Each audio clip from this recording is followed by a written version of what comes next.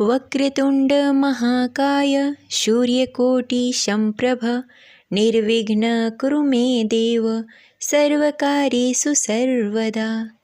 जय श्री गणेश। ओम नमः शिवाय। आज फागुन मास की शुक्ल पक्ष की चतुर्थी तिथि है और आज विनायक चतुर्थी व्रत है। इस व्रत को करने से तथा व्रत कथा श्रवण करने से भक्तों की सभी मनोकामनाएं पूर्ण होती है। यह व्रत रोग शोक व्याधि को नाश करने वाला है और दरिद्रता दूर करने वाला है। भक्तों के घर में धन संपत्ति का आगमन होता है, परिवार में सुख शांति बनी रहती है। इस दिन भगवान श्री गणेश के हिरंबक रूप की पूजा की जाती है।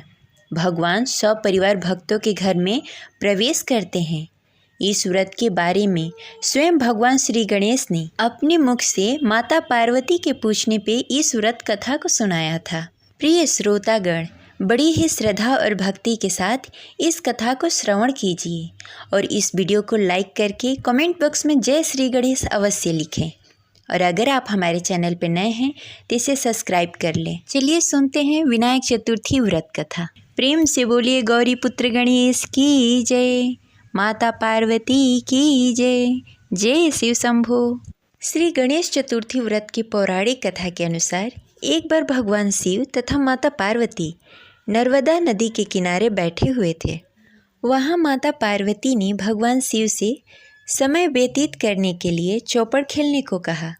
भगवान शिव चौपड़ खेलने के लिए तैयार हो गए, परंतु इस खेल में हार जीत का फैसला कौन करेगा, यह प्रश्न उनके समक्ष उठा।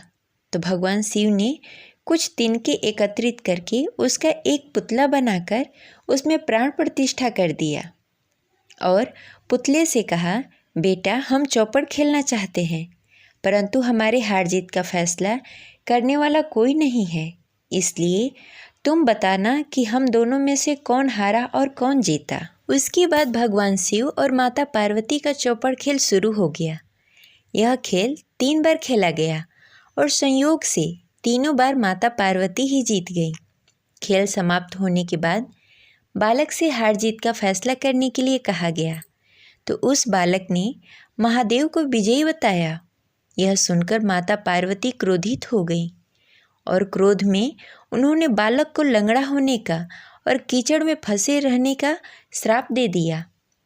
बालक ने माता पार्वती से माफ़ी मांगी और बोला, हे माता, यह मेरे अज्ञानवश ऐसा हुआ है, मैंने किसी द्वेष भावना से ऐसा नहीं किया है। बालक द्वारा क्षमा मांगने पर माता पार्वती ने कहा, यहाँ गणेश पूजन के लिए नाग कन्याएं आएंगी, उनके कहे अनुसार तुम गणेश व्रत करो, ऐसा करने से तुम मुझे प्राप्त होगे। यह कहकर माता पार्वती शिव के साथ कैलाश पर्वत पर चली गईं। 1 वर्ष के बाद उस स्थान पर नाग कन्याएं आईं।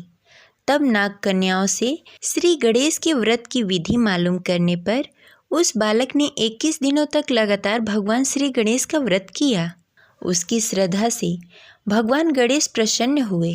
उन्होंने बालक को मनोवांछित फल मांगने के लिए कहा। उस पर उस बालक ने कहा, हे भगवान श्री गणेश, हे विघ्नहर्ता, मुझ में इतनी शक्ति दीजिए कि मैं अपने पैरों से चलकर अपने माता पिता के साथ कैलाश पर्वत पर पहुंच सकूं और वे यह देखकर प्रसन्न हो।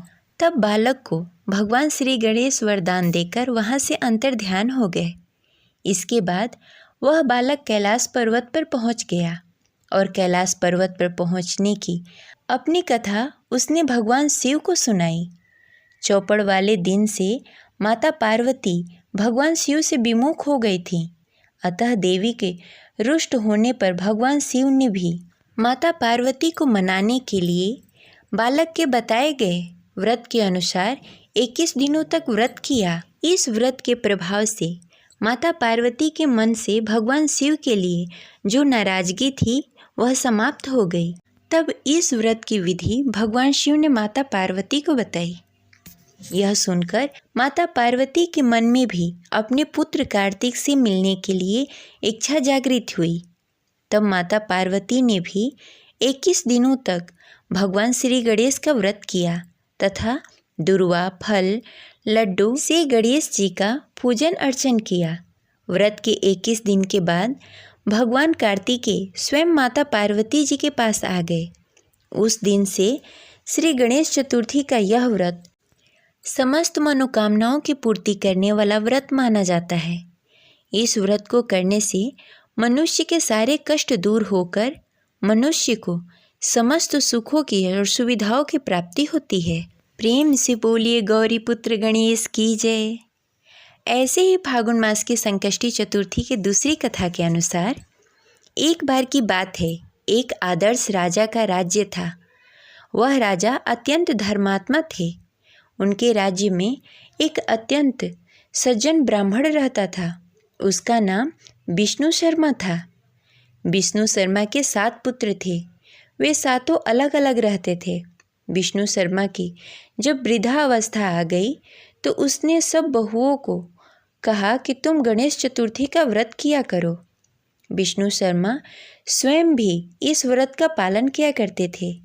आयु हो जाने पर यह दायित्व वह अपने बहुओं को सौंपना चाहते थे।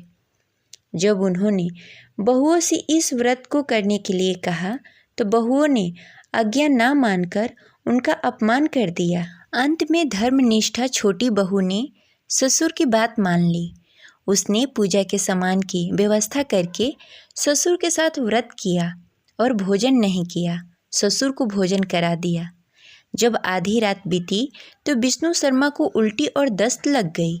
छोटी बहू ने मलमूत्र से खराब हुए कपड़े को साफ करके ससुर के शरीर को धोया और पोंछा। पूरी रात बिना कुछ खाए पिए जागती रही। व्रत के दौरान रात्रि में चंद्र उदय पर स्नान करके फिर से श्री गणेश की पूजा भी की, विधिवत पारण किया। विपरीत स्थिति में भी अपना धैर्य नहीं खोया। पूजा और ससुर की सेवा दोनों श्रद्धा भाव से करती रही। गणेश जी ने उन दोनों पर अपनी कृपा की। अगले दिन से ससुर के स्वास्थ्य ठीक होने लगा और छोटी बहू का घर धन्य धन से परिपूर्ण हो गया। फिर तो अन्य बहुओं को भी इस प्रसंग से प्रेरणा मिली और उन्होंने अपने ससुर से क्षमा मांगते हुए फागुन कृष्ण पक्ष संकष्टी चतुर्थी का व्रत किया और साल भर आने वाली हर संकष्टी चतुर्थी व्रत करने का शुभ संकल्प लिया। भगवान श्री गणेश की कृपा से सभी का स्वभाव सुधर गया। ये रही दूसरी कथा। प्रेम से बोलिए गौरी पुत्र गणेश की जय। विघ्नहर्ता भगवान श्री गणेश की जय। आशा करते हैं आपको यह कथा अच्छी लगी होगी, तो इस वीडियो को लाइक अवश्य करें। हमारे चैनल पर नए हैं तो इसे सब्सक्राइब कर ले। मिलते हैं अगले वीडियो में, तब तक के लिए जय श्री गणेश।